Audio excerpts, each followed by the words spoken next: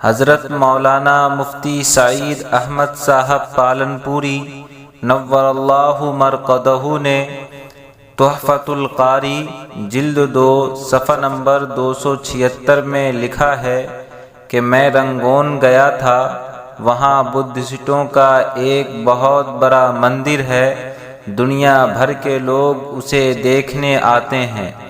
مجھ سے بھی دوستوں نے اس کو دیکھنے کے لیے کہا، میں نے منع کر دیا کیونکہ وہاں چاروں طرف گوتم بدھ کی مورتیاں ہیں، وہاں جانے کا کوئی جواز نہیں۔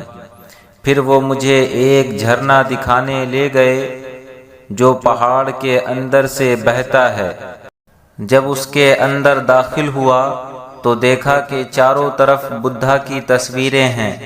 میں نے احباب سے کہا کہ واپس چلو، مجھے جھرنا نہیں دیکھنا۔ حضرت عمر رضی اللہ تعالیٰ عنہ نے یہی فرمایا ہے کہ چرچوں میں تصویریں اور مجسمے ہوتے ہیں، اس لیے ہم چرچوں میں نہیں جاتے۔ تحفۃ القاری جلد 2 صفحہ نمبر 276۔